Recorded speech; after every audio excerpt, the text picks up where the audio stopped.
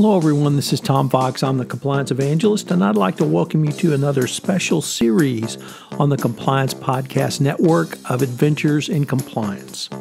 First, a word from our sponsor, the Compliance Masterclass. Are you interested in the most comprehensive compliance training class around? If you want to hear from a true subject matter expert in the nuts and bolts of compliance, then my Doing Compliance Masterclass training is the compliance training class for you. It is unlike any other class being offered. The Compliance Masterclass is not theory or analytical underpinnings of the FCPA. The focus of the Compliance Masterclass is on the operationalization of compliance, for it is only in the doing of compliance that companies have a real chance of avoiding FCPA liability. I hope you will consider my Doing Compliance Masterclass. The next class will be held in New York City on November 12th and 13th. For more information, check out my site, www.fcpacompliancereport.com. Over the next 5 podcasts in the Adventures in Compliance series, we're going to take a look at compliance issues through the lens of Sherlock Holmes novels. So we're going to start with The Hound of the Baskervilles and 90 Days to Innovation. We're going to take a look at Sign of 4 and innovation. We're going to consider the Valley of Fear and virtual teams. And finally, a study in Scarlet and using power. We're going to conclude this week's special series with a few thoughts of Sherlock Holmes as a teacher. I hope that you will enjoy Adventures in Compliance and you will find them useful in your compliance practice going forward. Adventures in Compliance is a special presentation of the Compliance Podcast Network. The Hounds of the Baskervilles. This was Holmes' third novel, and it was originally serialized in the Strand from 1901 to 1902. It is generally recognized by Sherlockians as the premier Doyle work regarding his fictional detective. Interestingly, Bertram Robinson, a 30-year-old journalist, assisted Doyle with the plot for this novel. Doyle's idea for the story derived from the legend of Richard Cable, which was a tale of a hellish hound and a cursed country squire. Squire Cable was a hunting man who was described as monstrously evil. He had a reputation for, among other things, immorality and having sold his soul to the devil. He was also alleged to have murdered his wife. As the story goes, after Cable was laid to rest on the night of his interment, saw a phantom of hounds come baying across the moor to howl at his tomb. From that night onwards, he could be found leading the phantom pack across the moor, usually on the anniversary of his death. If the pack were not out hunting, they could be found ranging around his grave, howling and shrieking. In an attempt to lay the soul to rest, villagers built a large building around the tomb, no doubt to doubly sure a huge slab was placed there. To add good measure, the folklore of the county where the tale occurs, Devon, includes tales of a fearsome, supernatural dog known as the Yeth Hound. The Hounds of the Baskervilles was a tale appeared to have a supernatural implication, yet upon closer examination, a more temporal solution was determined. This novel really leads or informs this podcast on building an innovation engine in 90 days, which was an article in the Harvard Business Review. And the insights from the article are quite useful for every chief compliance officer or compliance practitioner who may be faced with implementing or enhancing a compliance solution for an organization, as the author's insights could also help a CCO move forward by operationalizing compliance into the very fabric of an organization. The authors recognize that innovative ideas get brought to the marketplace often through individual heroism and a heavy dose of serendipity, but companies need a mechanism to make process more reliable and repeatable without making major changes to the organization. To do so, they suggest a solution called the Minimum Viable Innovation System, which can bring innovation to fruition within 90 days. I have adapted this system for the compliance function.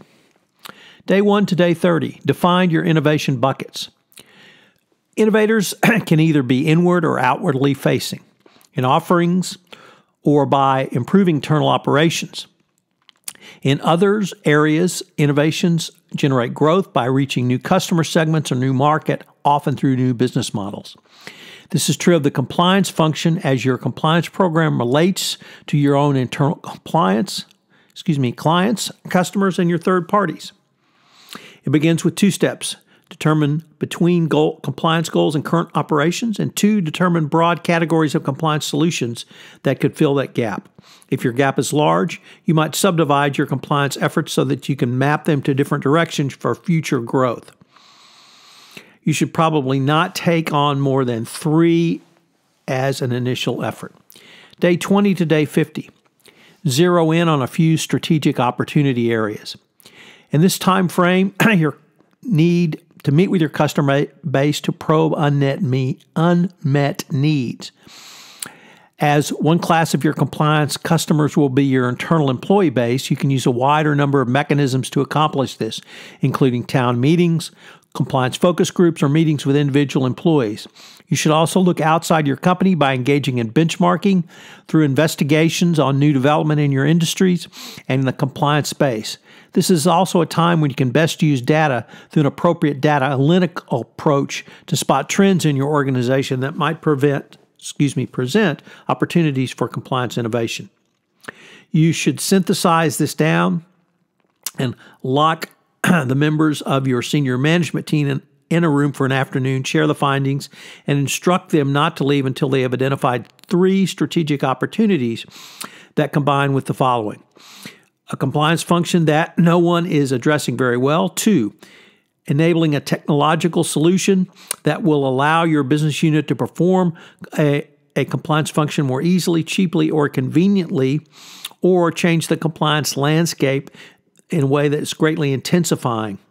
3, incorporate some special capability of your company that will give you an advantage in seizing this compliance opportunity.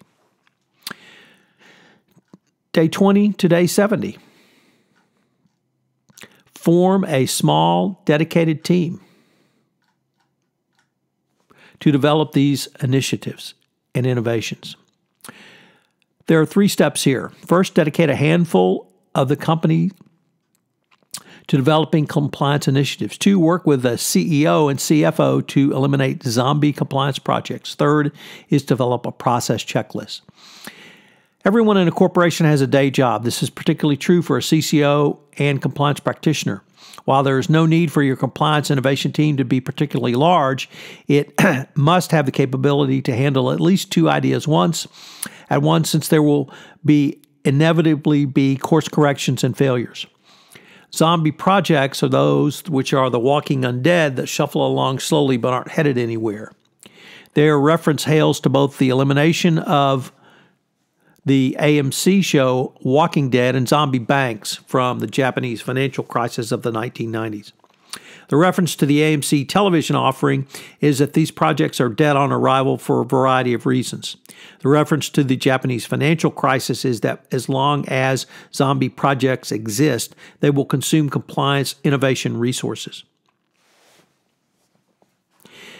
You should identify and delete projects that are neither core nor strategic. Developing a checklist is a crucial process step because it requires you to create a protocol to make sure you do not omit any critical step throughout this process. In order to develop a checklist, you should ask the following questions.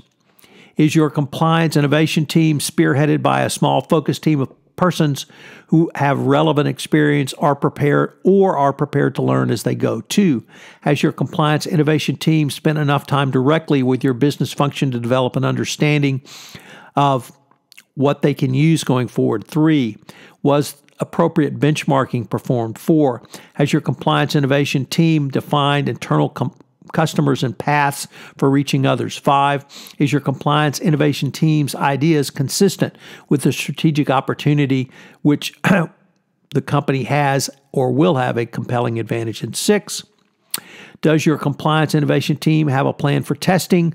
Does each test have a clear objective, a hypothesis, specific predictions, and a tactical execution? On to day 90, create a mechanism to shepherd projects. During this time frame, you should have two goals for oversight. The first is that the CCO must select and train compliance leaders to oversee the innovation team and establish oversight rules.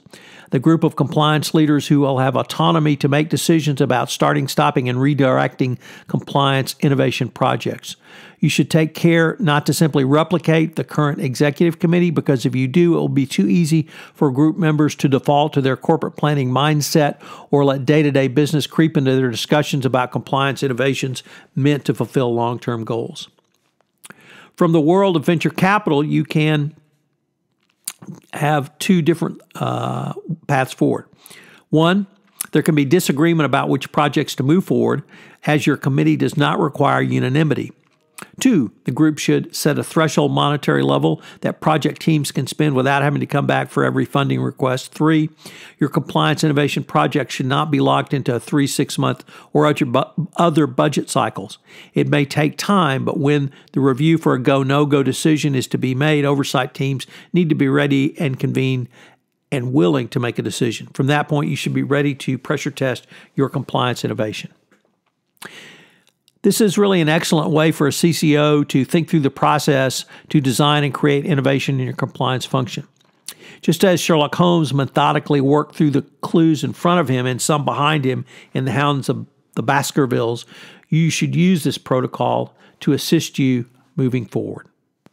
Hello, everyone. This is Tom Fox again. I hope you have enjoyed this Adventures in Compliance episode, and I hope you'll join me again tomorrow for another episode. Hello, everyone. This is Tom Fox again. I hope you've enjoyed this special presentation on Adventures in Compliance on the intersection of Sherlock Holmes and the compliance function.